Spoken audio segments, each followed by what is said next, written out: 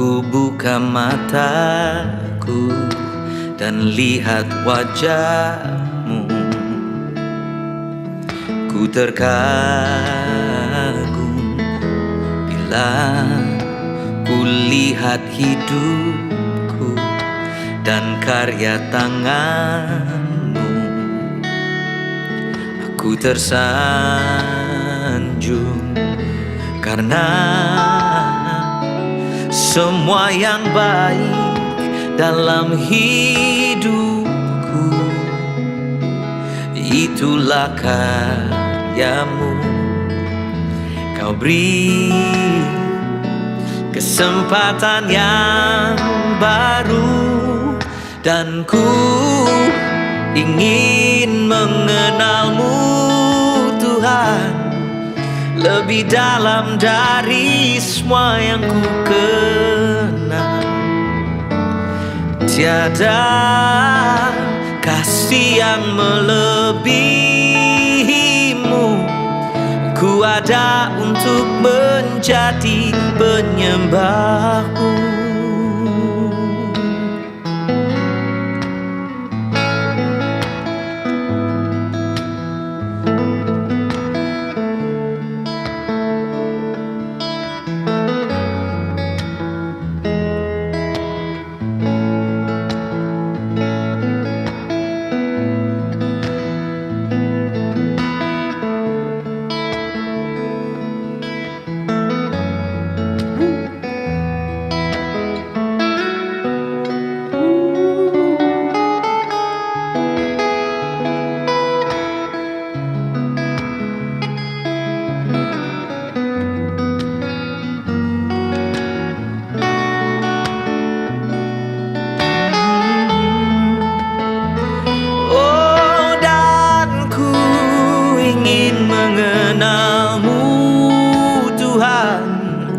Lebih dalam dari semua yang ku kenal.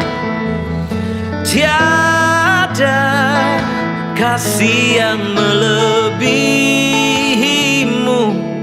Aku ada untuk menjadi penyembahmu. Dan ku ingin mengenalmu Tuhan lebih dalam dari semua yang ku kenal. Oh, tiada kasih yang melebihimu. Aku ada untuk menjadi penyembahmu. Ku ada untuk menjadi penyembahmu. Ku ada untuk menjadi penyembahmu.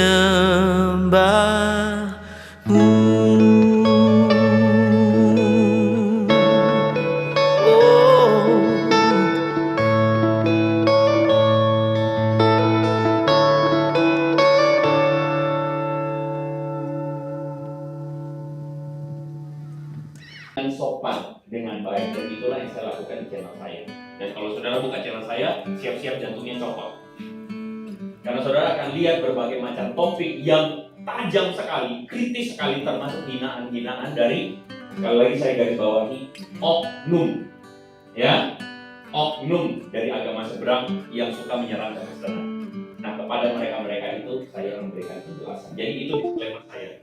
Sehingga kalau dalam hari ini ketika kita sama-sama mendengarkan kebenaran, saudara, jika saya mengutip beberapa hal yang sifatnya tuh, oh kok kayaknya dari agama lain, saya sama sekali tidak bermaksud untuk merendahkan agama lain. Saya percaya setiap kita harus saling menghargai, saudara. Tapi saya ingin menunjukkan tentang kekristenan yang punya perspektif. Kadang-kadang kita tuh percaya sesuatu, kita pikir itu Kristen padahal itu bukan Kristen. Termasuk salah satunya adalah tentang Kristen progresif. Saya nggak kelihatan. Oke, dalam ya. Nah, saudara, hari ini beberapa waktu belakangan ketika saya dihubungi Bu Lucy, lalu kemudian Bu Lucy bilang kayaknya bahas Kristen progresif boleh ya. Saya bilang wah ini kelasnya adalah kelas yang cukup ini loh Bu, berat. Oke, kita bahas aja. Ngomong Kristen progresif ini adalah sesuatu yang beberapa waktu lalu itu sempat ramai, saudara. Kenapa ramai? Karena ada seorang influencer yang kemudian kira-kira gambarnya di tengah itu, saudara, dia kemudian mengeluarkan sebuah statement yang kontroversi. Kenapa kontroversi? Karena dia mengatakan bahwa dia percaya, waktu itu dia sedang berbicara dengan tokoh agama lain, dan tokoh agama yang ada di depan dia itu dia bilang, pasti Bapak ini, dalam hal ini Habib Jafar, juga pasti masuk surga, kata dia. Gitu. Kenapa begitu? Karena Yesus itu bukan satu-satunya jalan. Nah, gitu kira-kira. Yesus itu bukan ininya, hanya karena orang nggak percaya Tuhan itu, ya pasti bisa ada jalan yang lain untuk bisa masuk surga. Bahkan dia lebih lanjut mengatakan bahwa Alkitab itu tidak bisa dipercaya. Saudara, jangan salah, saya kenal dengan yang di tengah itu. Saya juga bahkan WA sama dia, WA-an. Saya juga ngomong sama dia, menurut saya sih kamu pegang mic-nya kecepatan. Kadang-kadang ada orang tuh, kita masing-masing nggak selalu semuanya benar. Kadang-kadang sebagai orang tua pun kita pasti kadang-kadang berpikir ada hal-hal yang kita mesti belajar juga. Cuman kadang-kadang sebagai seorang tokoh di dunia sosial media, penting banget untuk mengerti pegang mic itu tuh ada waktunya. Jangan apa-apa semuanya dipegang di mic. Percis kayak ibu-ibu yang lagi berantem sama tetangga masukin di Facebook. Ya kan? Itu tidak pantas gitu loh, itu tidak tepat. Nah, cuman kadang-kadang mentalitas orang kadang-kadang lupa bahwa dia itu influencer, dia itu orang yang dipandang orang. Kalau dipandang orang mesti hati-hati menjaga pikiran, menjaga perkataan, menjaga tingkah laku, kan begitu kan ya. Tapi anyway, saya ngobrol sama dia, saya bilang saya doakan kamu juga dan sebagainya. Tapi yang saya tahu sekarang dia ada yang menemani dia. Tapi anyway, kita tidak sedang ngomongin orang. Tapi saya sedang ngomong tentang yang namanya Kristen progresif. Karena yang di tengah itu dia bilang, Brian, dia bilang dia itu Kristen progresif. Dan kemudian orang-orang jadi bingung, Kristen progresif apaan tuh? Gitu kan. Kalau di Indonesia orang cuma taunya Kristen Katolik atau Kristen Protestan. Kalau udah saudara malah melintang di dunia Kristenan, saudara tahu di Protestan itu ada yang namanya Kristen Karismatik, ada Pentapostal, terus ada lagi yang mungkin saudara bilang, oh Kristen yang gaya lama. Gitu ya. Kristen Protestan yang begitu-begitulah gitu saudara. Terus itulah yang memang secara umum dipahami orang, termasuk saya dulu. Tetapi ketika saya belajar lebih banyak, ternyata Kristenan itu memang luas. Nah, orang bertanya, Kristen progresif ini apaan? Aliran baru ya? Gitu. Termasuk itulah yang disampaikan oleh Onas, dia teman bicaranya. Wah, berarti lu ada ya? Nah, jadi gereja jadi bereaksi. Nah, saudara, jadi hari ini, siang ini, saya bukan lagi mau bikin seminar sama saudara. Tidak. Tetapi saya pikir penting untuk kemudian mencoba memikirkan tentang apa yang jadi keberatan dari Kristen progresif ini, saudara ya. Saya lewatin aja dulu sebentar.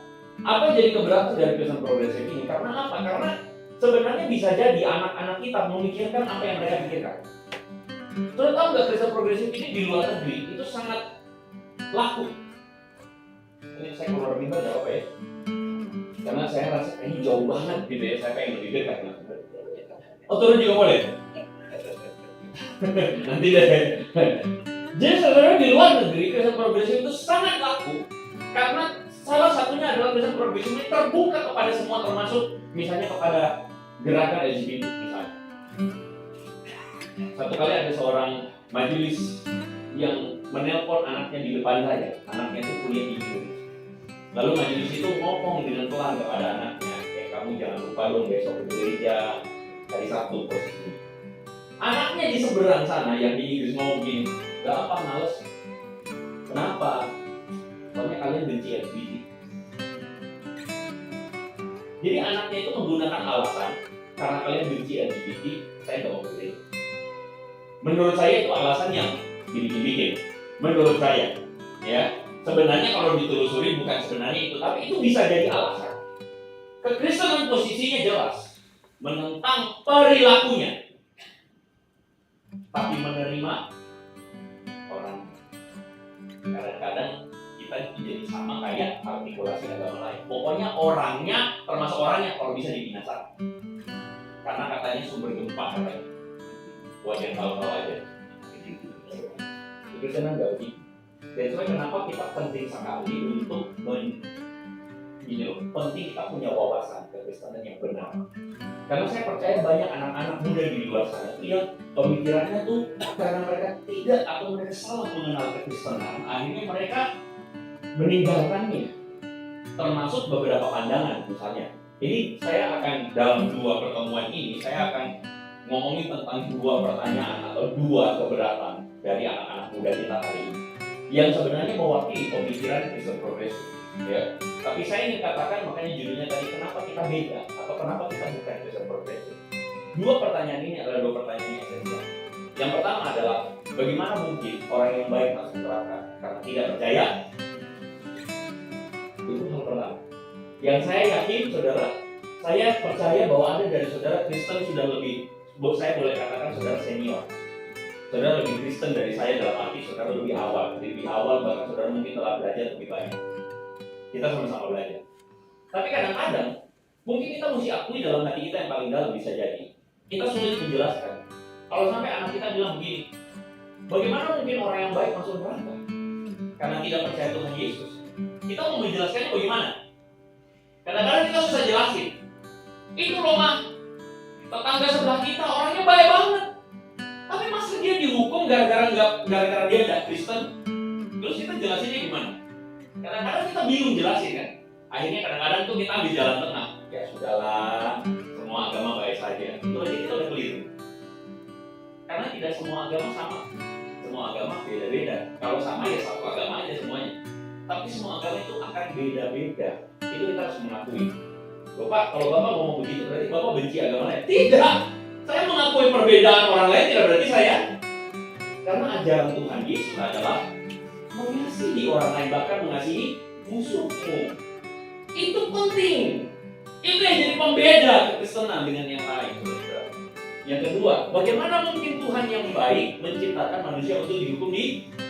Nah, ini adalah 2 hal yang nanti kita akan bahas. Jadi hari ini sebenarnya kita akan bahas tentang masalah orang yang baik masuk neraka. Bisa nggak begitu? Yang kedua kita akan ngomong tentang kok Tuhan menciptakan neraka, atau Tuhan kok membuat orang. Kalau saudara mungkin pernah dengar tentang istilah ada perbuatan predestinasi, pernah dengar istilah itu? Pak, itu equity dari mana itu Pak? bukan nama saham, bukan ya. Tapi itu adalah sebuah istilah dalam dunia teologi yang mungkin kita perlu simak nanti berikutnya. Tapi hari ini kita akan bahas bagian yang paling pertama. Ngomong-ngomong tentang progresif ini sebenarnya bukan Kristen. Kenapa begitu? Kalau saudara lihat di dalam di dalam statement faith mereka ngomong tentang progressive Christianity is an open, intelligent, and collaborative approach to the Christian tradition. Perhatikan, ini penting. Jadi mereka mengatakan mereka menggunakan tradisi Kristen, tapi mereka bukan Christian faith. Jadi mereka labelnya Christian tradition, tradisi Kristen, tapi tidak percaya pada Christian faith. Dan mereka melakukan pendekatan open, intelligent, and collaborative. Sehingga apa? Yang mereka pentingkan adalah religious experience. Berarti pusat dari beragama mereka adalah diri saya. Jadi kalau saya feel good, maka itu true. Kalau saya tidak feel good, maka itu tidak true. Kalau semua agama kayak begitu, saya kasih tahu. Kalau semua agama kayak begitu, bahaya banget. Karena selamanya kita cuma menjadikan agama untuk diri sendiri. Kapan tegur dosanya? Ya kan? Contoh, kita nonton film porno, itu enak, nyaman. Kalau iman kita tidak pernah mengusik kenyamanan kita dalam dosa, terserah saudara mau percaya agama kayak begitu. Bagi saya agama kayak begitu bahaya. Karena agama kayak begitu cuma mengikuti keinginan umat, dan it's totally dangerous. Jadi progressive Christianity itu merangkul semua pandangan, termasuk saudara dari perspektif agnosticism, dari perspektif Jesus Seminar. Jesus Seminar itu adalah sebuah gerakan di barat anti-Kristen. Jadi mereka mengatakan di dalam Alkitab cuma ada 12% saja perkataan Yesus yang benar, yang lain itu buatan. Lalu kemudian mereka mengikuti yang namanya filsafat dekonstruksi. Dekonstruksi itu artinya menghancurkan semua tatanan yang ada, pokok-pokok teologis yang ada dihancurkan. Wah, itu tidak benar, itu belum tentu benar. Termasuk saudara-saudara pemikiran postmodernisme. Postmodernisme itu adalah pemikiran yang semua berpusat, salah satunya berorientasi pada diri. Jadi beragama cuma buat kenyamanan diri, saudara. Ya. Nah, oke. Saya pikir, saya berharap saya tidak terlalu cepat, saya berharap saya membumi, saya berharap pembicaranya dapat kita mengerti sama-sama. Kita masuk dalam poin pertama. Kita baca sama-sama Roma pasal 5 ayat 12. 1, 2, 3. Sebab itu, sama seperti dosa telah masuk ke dalam dunia oleh satu orang, dan oleh dosa itu juga maut. Demikianlah, maut itu telah menjalar kepada semua orang, karena semua orang telah berbuat dosa. Saya yakin kalau kita ngomong semua orang telah berbuat dosa, saya yakin hampir tidak ada di antara saudara yang menentang saya. Termasuk saudara kebenaran firman Tuhan ini, semua orang telah berbuat dosa. Tetapi ada satu hal di dalam kekristenan yang menurut saya, karena saya ikuti terus dunia perbincangan, diskusi, atau saudara mau ngomong debat terserah, saya ikutin terus ini. Saya mengamati bahwa ada satu hal yang selama ini menjadi sesuatu yang disalahpahami oleh orang non-Kristen, termasuk progresif tadi itu, ya, termasuk juga oleh orang dari agama lain tentang kekristenan. Jadi gini, orang yang tadinya yang disebut tadi progresif itu, mereka bilang, kok orang baik masuk hanya karena dia bukan Kristen? Terus saudara, sebenarnya jawaban saya simple. Orang yang ngomong demikian adalah orang yang percaya bahwa manusia bisa baik. Bapak jadi tidak percaya semua ada manusia baik? Saya percaya ada manusia baik. Manusia boleh baik, tapi apakah kebaikan kita cukup membenarkan itu? Apakah kebaikan hati kita cukup membuat kita benar di hadapan Tuhan? Itu pertanyaannya. Karena pertanyaan tadi itu didasarkan atas pemikiran ada orang baik yang layak. Saya sepakat di dunia ini banyak orang baik. Gak usah lihat agamanya. Setuju? Bahkan tidak beragama pun bisa lebih baik. Saya sepakat sekali. Tetapi masalahnya adalah, pertanyaan saya, apakah kebaikan manusia bisa membuatnya dibenarkan? Itu pertanyaan. Terus saudara, sebagian orang di luar sana salah paham tentang program Kristen. Ketika Kristen mengatakan semua orang telah berdosa, sebagian orang di luar sana menuduh, wah itu setiap orang itu tidak seharusnya memikul dosanya sendiri. Karena apa? Karena mereka berpikir kekristenan itu mengajarkan salah satunya dosa waris atau dosa turunan. Karena yang tadi kita baca, ayat yang tadi kita baca, karena satu orang, akhirnya apa? Dosa itu menjalar kepada semua orang. Ini lagi ngomongin tentang Adam kan? Dosa mula-mula kan? Dan kemudian kita berpikirnya atau kita menerjemahkannya sebagai apa? Dosa turunan. Buat saya ini yang jadi sumber masalah. Apakah orang Kristen mengajarkan bahwa dosa diturunkan? Ada nggak? Ada loh. Kita mendengar ada yang ngajarin begini. Ini untuk nenek. Oke, kita lihat ayat Alkitabnya ya, saudara ya. Sama-sama kita baca dari Yehezkiel 18:20. 1, 2, 3. Orang yang berbuat dosa itu yang harus mati. Anak tidak akan turut menanggung kesalahan ayahnya, dan ayah tidak akan turut menanggung. Jadi apakah Alkitab mengajarkan bahwa dosa itu ditanggung turun-temurun? Tidak. Ayat yang kedua, Galatia 6 ayat 7. 1, 2, 3. Jangan sesat. Allah tidak membiarkan dirinya dipermainkan, karena apa yang ditabur orang itu juga yang akan. Alkitab menjelaskan, makanya sudah sering dengar yang namanya hukum tabur tuai. Nah, Alkitab menjelaskan bahwa ada konsekuensi ketika seseorang berbuat salah, ada konsekuensi, dan konsekuensi itu tidak ditanggung oleh anak cucu, tapi ditanggung oleh dirinya sendiri.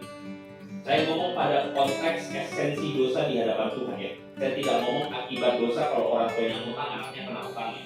Saya tidak ngomong pada konteks itu, ya. Saya ngomong pada konteks di hadapan Tuhan dosa, gitu ya. Jadi dosa itu setiap orang menanggung dosanya. Dan kekristenan tidak pernah mengajarkan dosa papa turun ke anak.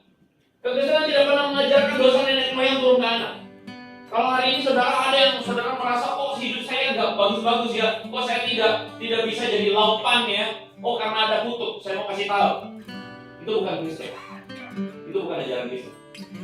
Tuhan mengasihi engkau terlepas siapapun orang tua.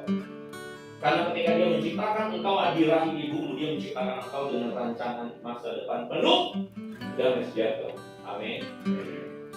Jangan kita berpikir campur-campur kekristenan dengan ajarannya.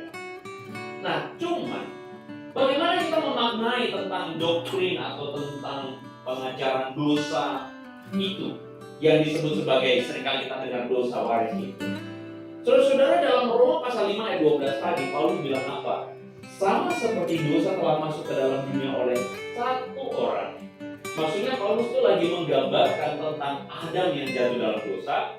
Lalu kemudian di situ kita mendengar bahwa kemudian Paulus mengatakan karena semua orang telah berbuat.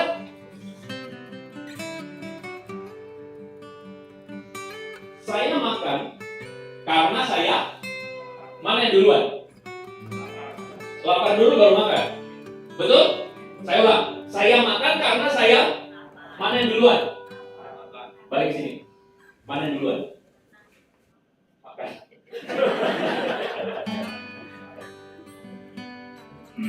Sama seperti dosa telah masuk dalam dunia oleh satu orang karena mana yang duluan? Yang duluan Adam dulu baru dosa, baru semua orang berbuat dosa atau? Jadi mana yang duluan?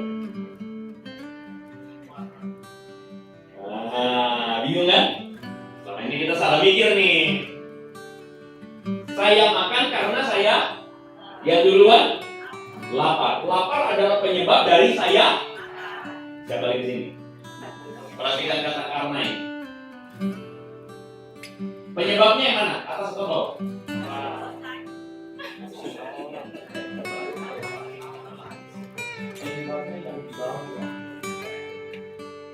Bukan karena ada makan dosa, kita semua dosa berdosa, bukan? Jadi Bapak mau ngajarin apa? Nanti kita ajarin, kita belajar dari minggu depan. 6 minggu depan ya? Ada yang kecewa, ketemu orang ini lagi. Nanti kita belajar minggu depan. Kesalahan kita berpikir adalah saya berdosa karena Adam makan buah, makanya saya berdosa. Itu pertanyaan saya waktu kecil. Saya lihat ke langit, saya pikir saya lupa konteksnya apa deh. Pokoknya saya, apakah mungkin karena waktu itu saya dilarang makan kerupuk, jadi saya sebel gitu kan. Saya pikir ini mama berdosa nih ya. Terus kemudian saya keluar, saya lihat ke langit, Adam yang bentar waktu saya ke surga saya akan marahin kamu. Karena kamu saya susah di dunia. Karena pikiran saya adalah yang menjadi penyebab kesalahan adalah saudara. Nanti kita akan lihat ini baik-baik ya. Dalam apa yang Paulus bilang, bukan karena Adam. Perhatikan nih, jangan salah tangkap maksud saya. Karena Adam makan buah lalu kita semua pernah berdosa, bukan.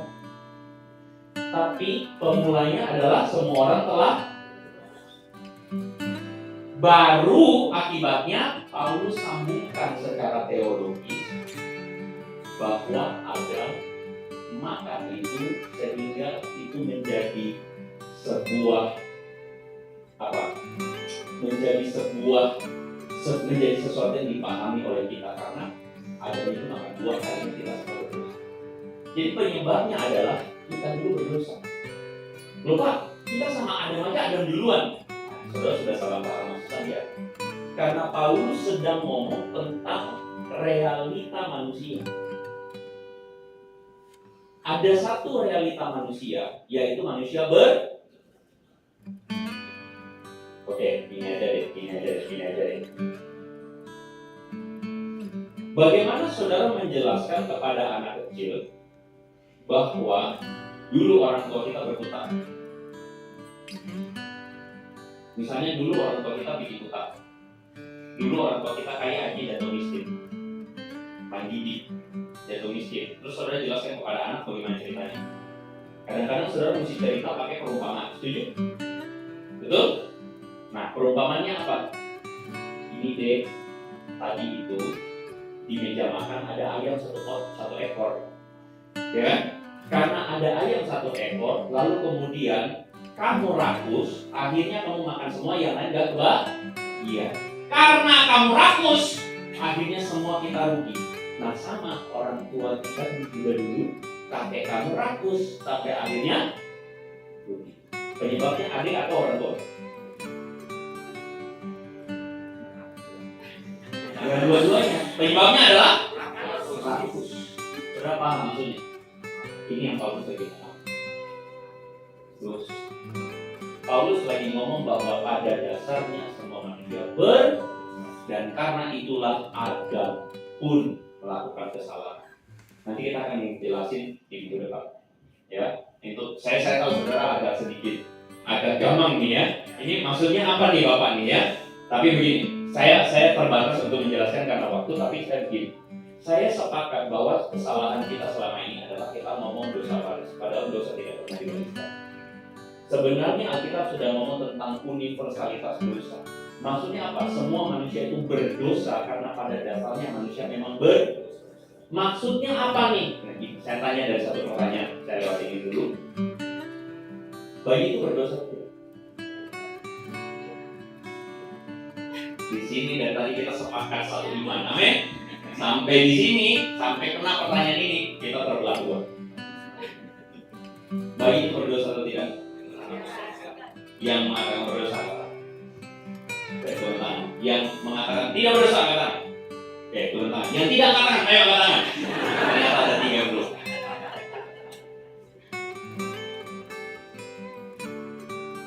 Bayi itu berdosa atau tidak? Kebanyakan kita percaya bayi itu dilahirkan seperti kertas putih. Saudara tahu nggak? Itu ajaran agama. Itu bukan ajaran Kristen. Ajaran agama lain mengajarkannya demikian. Itu ada di Sahih Muslim. Bahwa setiap manusia dilahirkan dengan fitrah. Makanya kalau saudara lihat saudara-saudara kita yang Muslim ketika mereka Idul Fitri, di hari Idul Fitri mereka selalu mengatakan di hari yang fitri ini. Maksudnya apa? Dosa kita dihapus kembali kepada fitrah. Jadi bagi pandangan mereka, orang kalau tidak Muslim itu disesatkan. Hargai saja pandangan mereka, gak apa-apa, gak ada masalah. Tapi bagi mereka adalah anak kecil itu lahir dengan fitrah. Jadi lahir apa? Suci. Nah sekarang saya mau tanya, saya tahu saudara pasti bergumul. Mana mungkin sih anak kecil ini berdosa gitu kan? Saya tahu, saya ngerti itu. Tapi sekarang saya mau tanya begini, mana yang lebih rasional? Anak kecil itu belajar nakalnya dari mana? Adakah saudara orang tua mengajarkan anak saudara berbohong? Gak ada. Kalau ada, silakan ke psikiater. Segera. Tidak ada di antara kita orang tua mengajarkan anak kita, nah nanti kalau kamu kepepet kamu bohong. Nggak ada. Anak itu belajar bohong dari mana?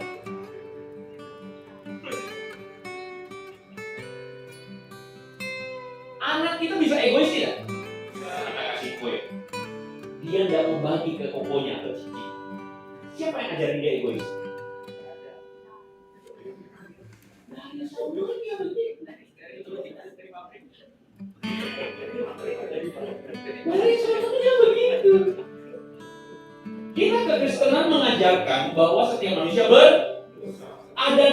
perhatikan ya, ada perbedaan antara natur dosa dan dosa. Yang bayangin kita dosa itu apa? Berbuat dosa kan? Jangan lupa, berbuat dosa itu adalah buah dari natur dosa. Kita lihat cewek cakep, gitu kan? Waktu lihat cewek cakep, langsung mulai tergoda. Untuk apa? Tergoda liatin terus, gitu kan? Bisa jadi loh. Nah, ketika Tuhan Yesus mengatakan, kalau kamu lihat perempuan, kamu mengingininya, maksudnya apa? Udah mulai mikir yang enggak, itu dosa. Paham? Tapi kalau saudara lihat, ya sudah terus kemana saudara? Dosa. Perbuatan dosa itu muncul karena natur dosa kita buangin, kita ikutin. Tapi ketika natur dosa itu terjadi, lalu kemudian kita yang nggak ikutin, berarti itu tidak berdosa. Saudara paham maksud saya? Kembali ke anak kecil. Anak kecil itu berdosa tidak? Tindakan dosanya belum kita lihat, tapi dia bernatur dosa nggak? Natur dosa. Dan itu tidak bisa dianggap. Anak kecil belajar egois bukan karena kita ajarin egois. Dia bohong karena kita ajarin bohong, tidak. Tapi dari semua yang ada natur dosa dan itu tidak bisa disangkal. Itulah sebabnya kenapa saya bilang kalau orang bertanya, kok orang baik bisa masuk neraka? Pertanyaan saya akan bilang begini, yang pertama, saya bukan penentunya, jadi saya tidak tahu dia masuk neraka atau tidak. Nomor dua, saya akan bilang, saya tidak optimis dengan kebaikan hati manusia. Kenapa? Karena saya pesimis terhadap kebaikan manusia, bahkan terhadap diri saya sendiri. Bisa jadi kadang-kadang saya pun berbuat baik, bukan karena memang saya baik, tapi bisa jadi saya baik karena saya takut dihina orang.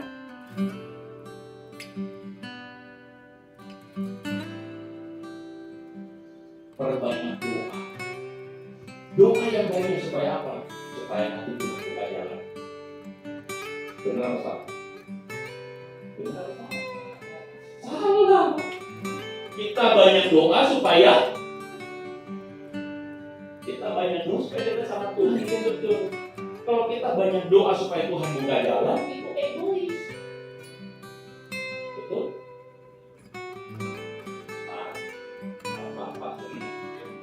Pak Nikolas. Saya baik sama Pak Nikolas. Saya sapa Pak Nikolas. Saya tanya, Pak Nikolas, ada yang mau didoakan tidak? Pak Nikolas, ini saya lagi pesenin makan. Saya baik kepada Pak Nikolas. Tapi saya baik dengan tujuan mendapatkan sesuatu dari Pak Nikolas. Saya baik juga. Kalau saudara tanya ke Pak Nikolas, jawabannya otomatis kebaikan itu. Betul nggak? Karena kebaikan itu didasari atas egois saja. Saya baik bukan karena saya baik, tapi saya baik karena ada udang di balik rempeyek, bukan? Oke. Saudara melakukan kebaikan untuk masuk surga. Masuk surga? Nah, saudara paham itu Kristen. Kristenan itu bukan soal kamu berbuat A, berbuat B. Bukan soal kamu bikin baik, menjauhi kejahatan. It's totally superficial. Karena orang bisa manipulasi tentang baik. Kita berbuat baik supaya dosa kita dihapuskan. Baik nggak? Nggak baik. That's why Kristen itu ngomong tentang perubahan hati. Kemarin kita rayakan Pentakosta ya. Yoel mengatakan aku akan mencurahkan kepada umatku roh yang baru dan hati yang baru. Yesus datang membuat kita, menebus kita, supaya apa? Hati kita itu diperbaharui. Itulah yang membuat seseorang diselamatkan. Jadi kalau bertanya kenapa orang baik masuk neraka, saya tidak tahu. Saya tidak tahu dia masuk neraka atau tidak. Bukan urusan saya. Tapi yang saya tahu adalah orang baik belum tentu baik. Itu yang saya tahu. Orang sebaik apapun belum tentu dia benar-benar baik. Karena saya pesimis terhadap kebaikan hati manusia. Karena saya tahu natur dosa kita itu mengakar di hati. Jadi kita baik. Tuhan Yesus datang untuk mengajari kita bukan untuk berbuat baik. Tuhan Yesus datang untuk mengajari kita untuk bertobat dari dalam hati. Supaya ada pertobatan di dalam hati. Dan itulah sebabnya kenapa ini menjelaskan bagaimana kita yang tadinya diciptakan Tuhan, hati kita tuh harus tertuju kepada Tuhan. Akhirnya hati kita tertuju pada diri kita sendiri, benar gak? Ya? Kita tuh akhirnya cuma melakukan segala sesuatu untuk kepentingan diri kita dan sebagainya. Kadang-kadang somehow kita berdoa pun sama Tuhan, kita berdoa hanya karena ada maunya. Kita bukan datang berdoa kepada Tuhan karena kita merasa, Tuhan, kemana aku mesti cari Engkau? Kemana aku mesti cari kebenaran selain daripada Engkau? Enggak. Kita datang sama Tuhan hanya karena kita ada maunya. Makanya sudah biasa kalau misalnya orang tuh dekat sama Tuhan waktu senang atau waktu susah. Susah. Jadi susah dulu baru cari Tuhan. Oh, coba lihat HP-nya sekarang baterainya berapa persen? Ada yang baterainya? Ya. Ada yang baterainya di bawah 20%? Ada? Ada? Kalau ada saya mau tahu. Ada? Enggak ada? 30%? Mungkin ada? Enggak ada? Hah? Ada? Teman saya baterainya 60%. Udah kelabakan saya colokan. Kenapa? Takut mati. Perhatikan ini baik-baik. Siapa sumber energi?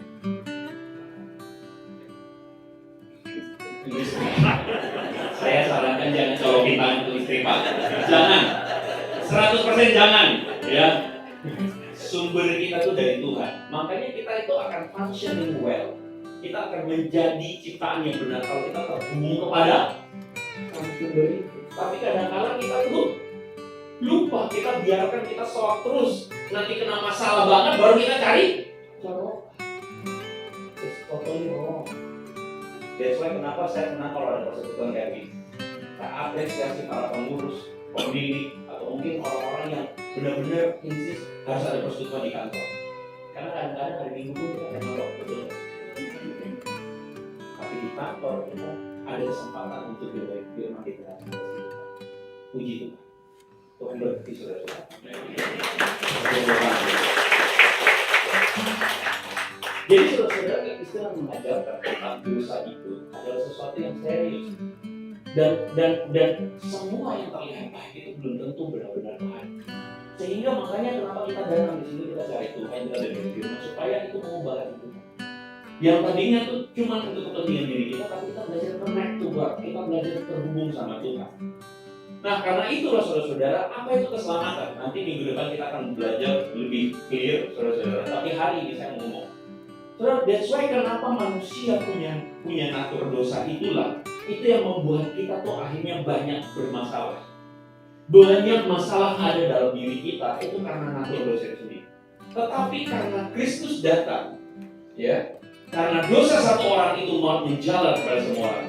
Tapi karena kasih karunia Tuhan, Yesus datang dan kemudian keselamatan itu akhirnya datang kepada kita. Kenapa? Ketika dia menunjukkan keteladanan di sama-sama di taman. Kalau ada waktu di taman, dia memilih untuk memberontak kepada Tuhan. Yesus memilih di taman, waktu di taman dia apa ya? Taat kepada Tuhan, bukan kehendakku tapi kehendaknya. Ini keselamatan. Maksudnya apa sih Pak?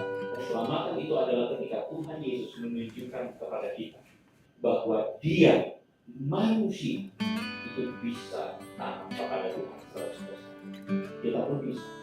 Saya bukan ngomong mulu-mulu, tapi maksud saya adalah Tuhan lihat hati kita yang paling dalam. Amin. Kadang-kadang kita lemah, kadang-kadang kita tidak mampu, tapi Tuhan lihat hati kita yang paling dalam. Apakah hati kita mau taat kepada Dia seperti ini?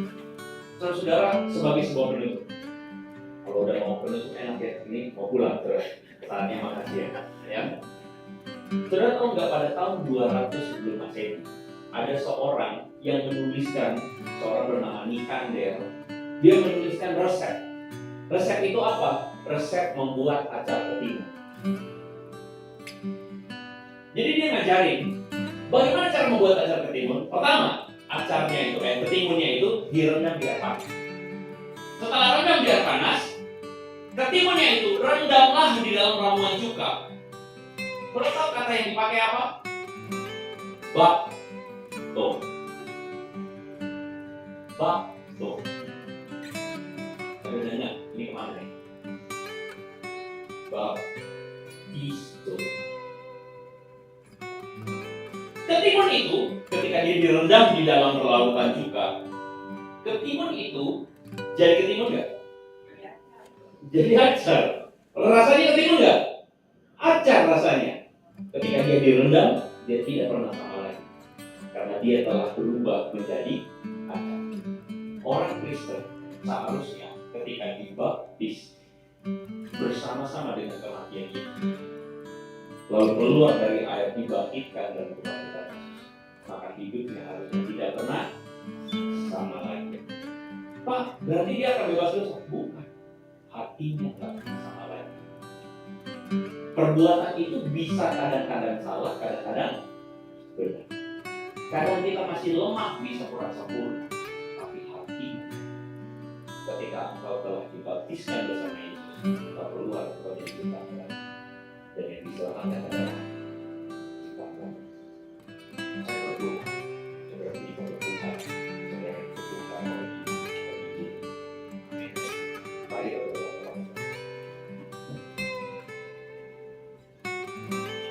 Tuhan, terima kasih untuk kesempatan kali ini. Ya, apa yang telah kami dengarkan hari ini, memantik, mendorong kami untuk memaknai keberadaan Tuhan kami lupa, kami lalai, kami melewatkan apa yang paling penting. Tapi hari ini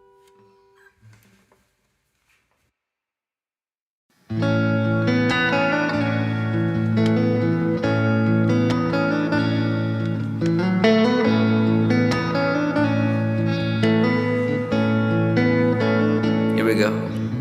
Bila ku buka mataku dan lihat wajahmu,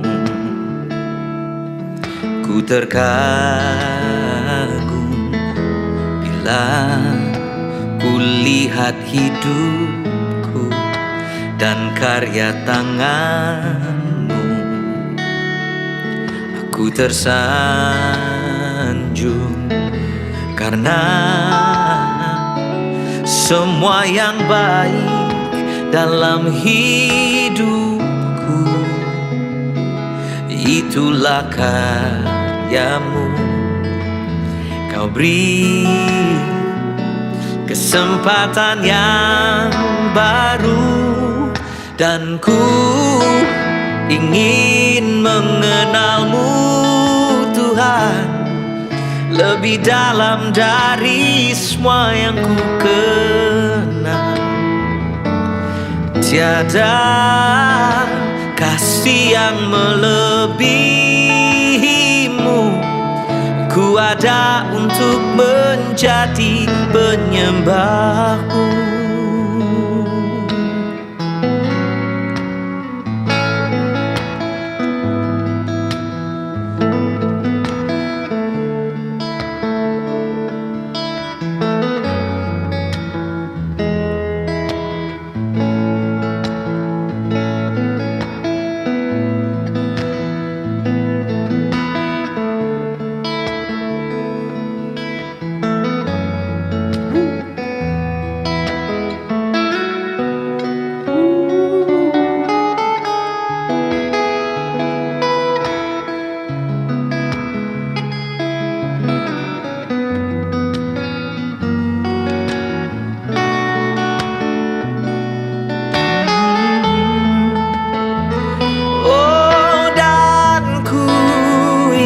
Mengenalmu, Tuhan, lebih dalam dari semua yang ku kenal.